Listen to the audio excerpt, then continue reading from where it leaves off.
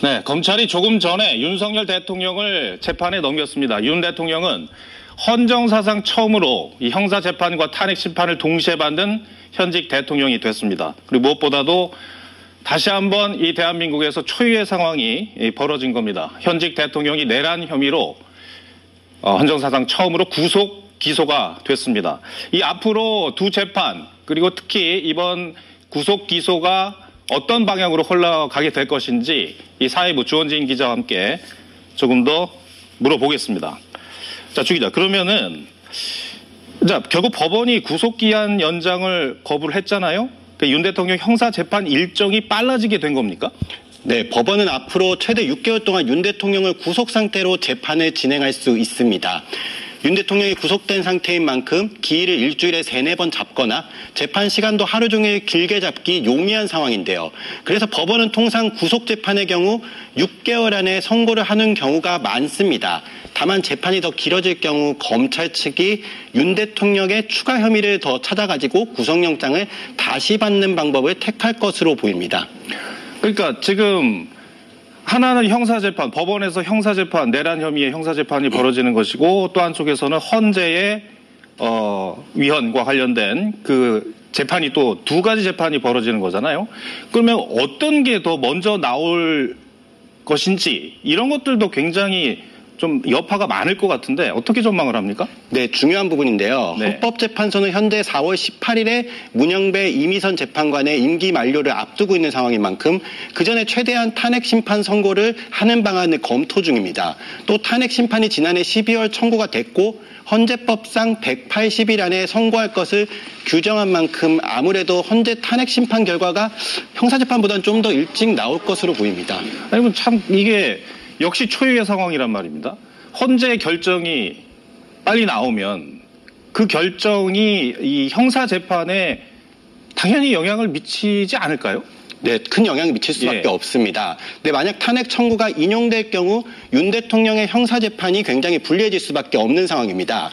윤 대통령이 이제 현직 대통령이 아닌 만큼 검찰이 체포영장 집행을 방해한 특수공무 집행 방해죄는 물론 다른 비리 등을 추가로 인지하거나 수사를 할 수 있는 상황이 되기 때문입니다.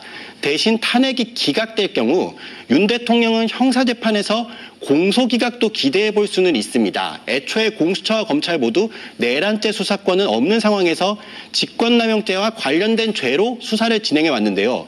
윤 대통령이 현직 신분을 유지하게 되면 헌법상 내란죄 말고는 처벌이 불가능하기 때문에 법원이 공소기각, 사실상 무죄를 선고할 수도 있는 상황입니다.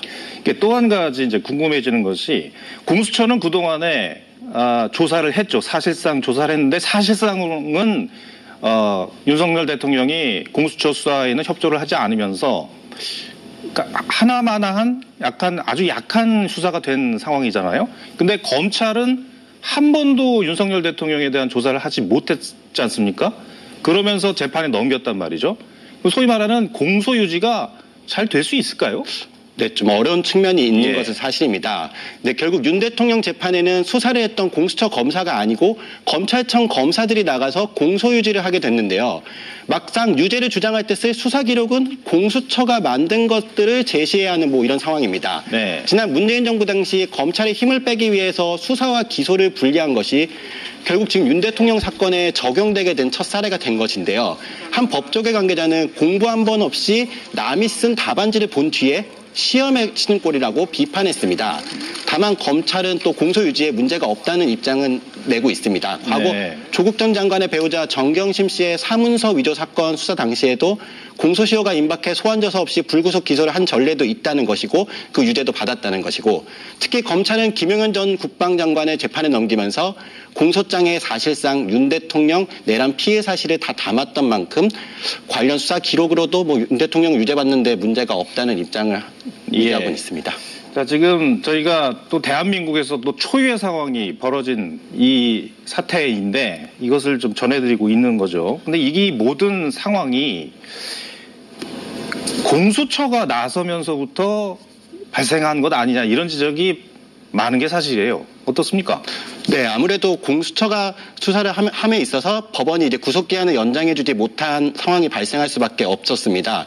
만약에 경찰이 수사를 하고 이 사건을 공수처로 검찰로 넘겼을 경우에는 두 기관 간의 뭐 수사와 기소를 어떻게 분리하고 이런 규정들이 있기 때문에 문제가 없었던 상황입니다. 다만 지금 공수처와 검찰은 서로 수사와 기소했을 경우에 뭐 업무를 어떻게 분담하는지, 어떻게 뭐 구속기한을 연장할지, 뭐 이런 규정이 없다 보니까 결국 법원은 규정이 없는데 어떻게 검찰이 더 수사를 하냐 이러면서 구속기한 연장을 불허했고, 결국 좀 공수처의 약간 부족한 이 수사를 가지고 재판을 유지해야 하는 뭐 이런 상황이 발생했습니다. 네, 알겠습니다.